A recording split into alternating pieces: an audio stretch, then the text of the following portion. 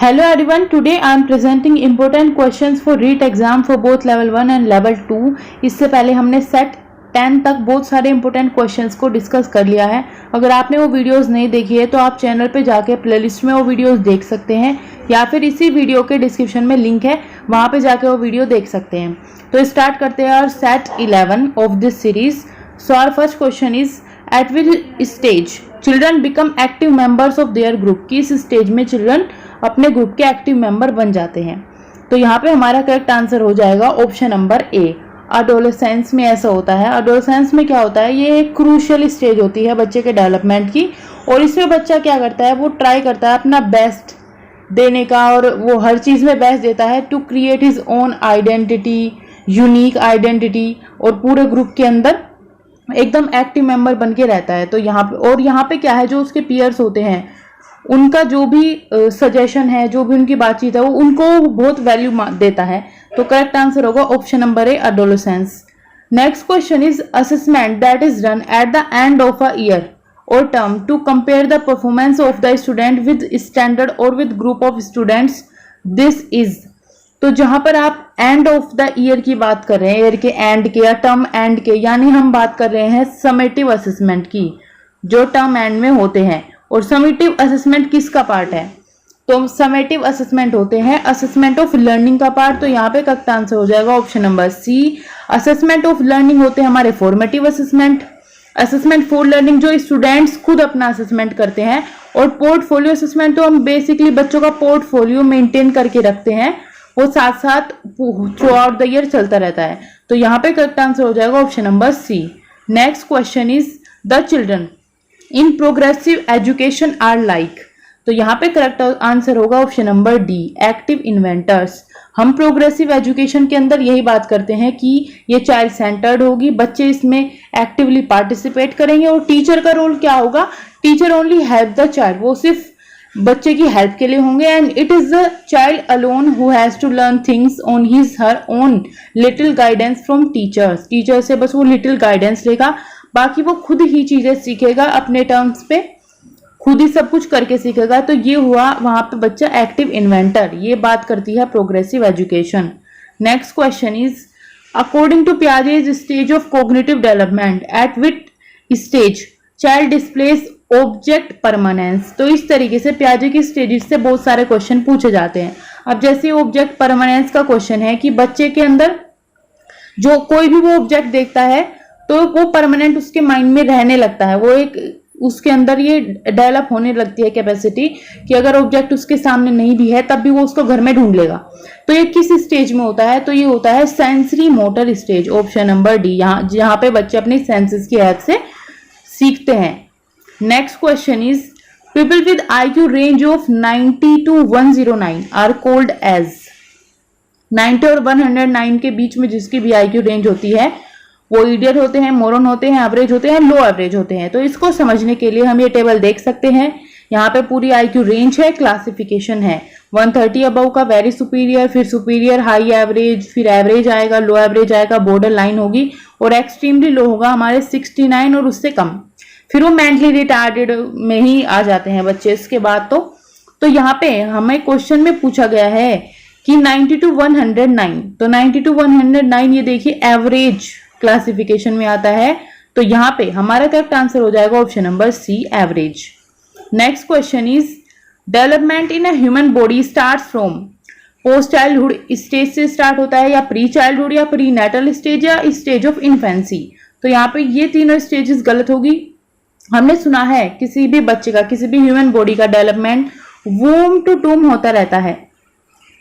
वूम to टूम मतलब कि जब तक उसकी डेथ नहीं होगी तब से लेके तब तक वो डेवलपमेंट होगा, जब से वो at the stage of conception, जो मदर के वोम में बच्चा रहता है तब से ही डेवलपमेंट शुरू हो जाता है। तो ये स्टेज होती है pre natal stage, option number C is the correct answer. ये स्टेज ऑफ कॉन्सेप्शन है, और डेवलपमेंट इससे हमें पता चलता है कि राइट फ्रॉम बर्थ से शुरू हो जाता है और कंटिन्यू रहता है टिल डेथ तक। Next question is meaning of schema is. तो ये कोई चंकिंग मैकेनिज्म नहीं है, ना ही कोई लर्निंग टेक्निक है, ना ही कोई डिफेंस मैकेनिज्म है। स्कीमा पियाजे ने बताया है कि ये ऑर्गेनाइज पैकेट्स ऑफ इंफॉर्मेशन है जो लॉन्ग टर्म मेमोरी में स्टोर्ड होती है। जैसे कोई बच्चा है वो अपनी ड्रेस पहनता है तो उसको ये पता है कि पहले उसको शर्ट पहननी है, बाद में उसको पैंट पहननी है, तो ये उसके मन में एक ऑर्गेनाइज्ड इंफॉर्मेशन रहती है, लॉन्ग टर्म तक रहती है और वो इसी तरीके से कपड़े पहनता है, अपनी ड्रेस पहनने लगता है। तो ये उसके मन में क्या है, ये ड्रेस को लेके स्कीमा उसके मन में डेवलप हो गया है। तो यहाँ पे करेक्ट आंसर है option number C. Next question is if a teacher discriminate against his student on the basis of their gender, then it is sure that teacher is a male, it will affect the performance of a student, it will boost the performance of favored gender, it will treat it normally by the student। तो यहाँ पे जो भी ये positive answer है ये तो नहीं होंगे। यहाँ पे करेक्ट आंसर हो जाएगा ऑप्शन नंबर बी। जब कोई टीचर डिस्क्रिमिनेट करता है अपने स्टूडेंट में कि ये लड़का है ये लड़की है, अकॉर्डिंग टू दैट बहुत सारे डिस्क्रिमिनेशन करना स्टार्ट कर देता है, एक जेंडर को फेवर करना शुरू कर देता है, तो इससे क्या है बच्चे की जो परफॉर्मेंस है उस पर अफेक्ट पड़ता है और इससे क्या है उनका जो मोटिवेशन है वो भी कम होने लगता है, उस पर भी इफेक्ट पड़ता है। तो correct answer is option number B. Next question is to cater to individual differences a teacher should note group student according to their ability, adjust the content of the curriculum, teach all students by using one particular method of teaching या give opportunity for self study. तो आप ये तीनों चीजें कर सकते हैं but आपको कोई एक पार्टिकुलर मेथड लेके नहीं चलना है। अब हम यहाँ पे इंडिविजुअल डिफरेंसेस की बात करें कि हर एक बच्चे में इंडिविजुअल डिफरेंसेस होते हैं, हर बच्चा अलग अलग तरीके से सीखता है, तो ऐसे में आपको अपने मेथड ऑफ टीचिंग भी चेंज करने होंगे, अलग अलग मेथड यूज करने होंगे। तो करेक्ट आंसर होगा option number C. Next question is which of the following commissions recommended the 3 language formula. तो यहाँ पे रिकमेंड किया था कोठारी कमीशन ने 1986 में 1968 में। और इसके अंदर क्या था कि जो भी बच्चे जो भी सीखने के लिए जो फर्स्ट लैंग्वेज होगी, 3 लैंग्वेजेस को सीखने की बात हुई थी, जो फर्स्ट लैंग्वेज होगी वो होगी हमारी बच्चे की मदर टंग या रीजनल लैंग्वेज जो भी वहां पे यूज की जाती है। सेकंड लैंग्वेज की बात की थी तो उसमें आते हैं Hindi speaking state and non Hindi speaking state. अगर हिंदी स्पीकिंग स्टेट की बात की जाए तो वहां पे इंग्लिश या फिर कोई भी other modern Indian language use हो सकती थी। एंड सेकंड क्या है, नॉन हिंदी स्पीकिंग स्टेट, जहां पे आपको इंग्लिश या हिंदी में से एक लैंग्वेज सिखानी है।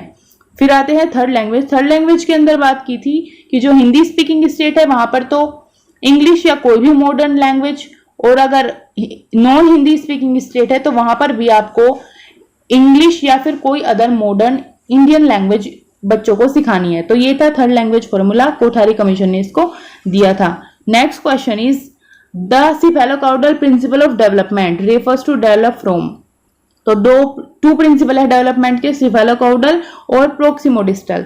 तो सिफेलोकाउडल के अंदर हेड टू टू डेवलपमेंट होता है, कोई भी बच्चा है तो हेड टू टू जो डेवलपमेंट होगा वो सिफेलोकाउडल, और जो उसका स्टमक है और वहां से उसकी जो हैंड है, आर्म्स है, वो सब डेवलप होगी। तो ये जो डेवलपमेंट का प्रिंसिपल होगा ये होगा प्रोक्सिमोडिस्टल।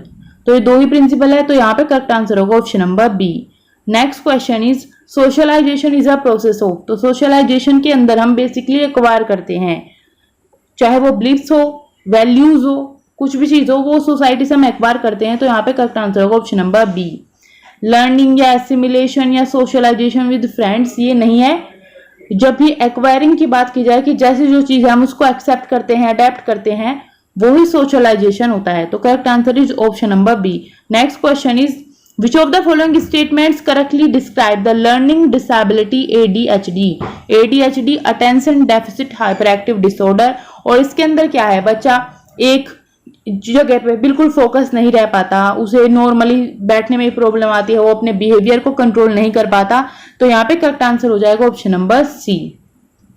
Next question is which of the following is not responsible for occurrence of learning disabilities. तो इमोशनल इम्बैलेंस की वजह से भी लर्निंग डिसेबिलिटी हो सकती है, बिहेवियर आपके इम्बैलेंस है उससे भी हो सकती है, सेरेब्रल डायसफंक्शन से भी डिसेबिलिटी हो सकती है, लेकिन कल्चरल रीजन से डिसेबिलिटी नहीं हो सकती। कल्चर क्या है, कल्चर हमें प्रोवाइड कराता है रूल रेगुलेशन, जिससे कि हम एक बेटर और सिविलाइज्ड पर्सन बन पाए, तो उससे कोई लर्निंग डिसेबिलिटी आपको नहीं होगी। तो करेक्ट आंसर है option number C. Next question is a child belonging to weaker section refers to. तो जहाँ पे children whose parents annual income is low, तो वो भी एक तरीके से वैसे तो वीकर सेक्शन ही है। ये होते हैं हमारे मिडिल क्लास जो फैमिलीज होती है, वो इसके अंदर आएंगी। फिर आते हैं child belongs to disadvantaged group, यानी कि SC ST OBC इस कास्ट से बिलोंग करते हैं, जो बच्चे इस कैटेगरी से बिलोंग करते हैं वो हुए डिसएडवांटेज्ड ग्रुप, बेसिकली ये भी वीकर सेक्शन हुए। या फिर चिल्ड्रन विद डिसेबिलिटी, क्योंकि इनकी खुद की कोई इनकम नहीं है और ये पेरेंट्स की इनकम पर ही रहते हैं, तो ये भी कहीं ना कहीं वीकर सेक्शन में होंगे। बट जो हमारे यहाँ पे एक्यूरेट एकदम करेक्ट आंसर होगा वो होगा option number C, whose parents income is less than the minimum limit set by the government. अगर government 8 lakh per year set कर रही है तो जिन पेरेंट्स की इनकम उससे कम है तो वो बच्चे आएंगे वीकर सेक्शन में, जिनके पेरेंट्स की इनकम इससे कम है। तो ये हुआ हमारे यहाँ पे answer option number C। Next question is role playing has which of the following components. तो रोल प्लेइंग के अंदर इमोशन भी आता है, कॉग्निशन, बिहेवियर, हर एक चीज आती है। तो यहाँ पे करेक्ट आंसर होगा ऑप्शन नंबर D, यानी all of the above. Next question is which of the following is not associated with active learning. तो कोलैबोरेटिव लर्निंग में बच्चे कोलैबोरेट करते हैं, ऑनलाइन वो चीजें सीखते हैं, तो वो भी एक्टिव लर्निंग हुई। प्रॉब्लम बेस्ड लर्निंग भी एक्टिव लर्निंग हुई, प्रॉब्लम सोल्व करते हैं यहाँ पे बच्चे। कोऑपरेटिव लर्निंग भी ग्रुप में मिलके कोऑपरेट करके सीखते हैं एक दूसरे को, तो यहाँ पे भी एक्टिव होते हैं। बाकी डिमोन्स्ट्रेटिव लर्निंग की बात करें तो इसमें मेनली टीचर सेंटर थोड़ा ज्यादा होता है। टीचर यहाँ पे चीजें दिखाता है, वो ही एक्सप्लेन करता है, तो बहुत सारी चीजें टीचर पे यहाँ पे फोकस में रहती है। बाकी बच्चे क्या है, देखते हैं चीजों को। तो एकदम एक्टिव लर्निंग के पर्सपेक्टिव से अगर देखा जाए तो ये 3 तो होंगे, बाकी हम डिमोन्स्ट्रेटिव लर्निंग को यहाँ से हटा सकते हैं। तो यहाँ पे हमारा करेक्ट आंसर हो जाएगा option number D। Next question is the temporary change in behavior due to continuous exposure to stimuli is called। यहाँ पे temporary change की बात हो रही है तो ये होगा habituation। जब आपकी कोई continuously exposure होता है किसी भी stimuli से तो habituation आपका हो सकता है। बाकी अगर बात करें यहाँ पे मोटिवेशन की, तो मोटिवेशन तो प्रोसेस है जिसके अंदर हम गाइड करते हैं, मेंटेन करते हैं गोल डायरेक्टेड बिहेवियर किसी भी पर्सन का। एंड लर्निंग क्या है, लर्निंग आती है हमारी परमानेंट चेंज में। तो जहां पे भी परमानेंट चेंज की बात की जाए बिहेवियर में तो वो होगा लर्निंग, और टेम्पररी चेंज की बात की जाए तो हैबिचुएशन। तो correct answer is option number A। Next question is the Vygotsky theory has a relation with culturally neutral cognitive development. तो कहीं पे भी वाइगोत्स्की ने कल्चरली न्यूट्रल वर्ड का यूज नहीं किया, उन्होंने कल्चर को बल्कि इंपोर्टेंस दी, प्रेफरेंस दी, तो ये नहीं होगा हमारा। इनसाइट लर्निंग तो कोलर और कोफ्ता ने दी, तो ये भी नहीं होगा। ऑपरेंट कंडीशनिंग BF स्किनर ने दी थी ये थ्योरी, इसके अंदर भी वाइगोत्स्की का कोई रिलेशन नहीं है। रेसिप्रोकल टीचिंग वाइगोत्स्की ने कॉन्सेप्ट दिया है, तो यहाँ पे करेक्ट आंसर हो जाएगा ऑप्शन नंबर D, जिसके अंदर वाइगोत्स्की ने कहा है कि जो टीचर्स है, स्टूडेंट्स है, वो एक दूसरे से बातचीत करेंगे, क्वेश्चनिंग करेंगे, टॉपिक है उसको समराइज किया जाएगा, और जो स्टूडेंट है वो टीचर से क्वेश्चन पूछेगा और टीचर स्टूडेंट से पूछेगा। तो एक तरीके से रेसिप्रोकली दोनों सीखेंगे, तो इसको हम रेसिप्रोकल टीचिंग बोलते हैं, और ये कॉन्सेप्ट दिया था वाइगोत्स्की ने। Next question is micro teaching was first developed by. तो यहाँ पे करेक्ट आंसर होगा ऑप्शन नंबर B, यानी एलन ने माइक्रो टीचिंग का कॉन्सेप्ट दिया था। माइक्रो वर्ड से आप समझ रहे हैं स्मॉल, तो ये क्या था, एक इसको स्केल डाउन टीचिंग थी, जिसमें क्या है स्केल डाउन में क्लास साइज कम हो जाता था, क्लास टाइम कम हो जाता था, और ये क्या है, एक एक्सीलेंट वे है to build teaching skill and confidence in people teacher या टीचर्स के अंदर भी। एक अपनी स्किल को यहाँ पे बच्चे शो करते हैं, पीपल टीचर, ट्रेनी टीचर्स, और बहुत कुछ सीखते हैं। तो माइक्रो टीचिंग काफी इंपॉर्टेंट है और इसको एलन ने डेवलप किया था।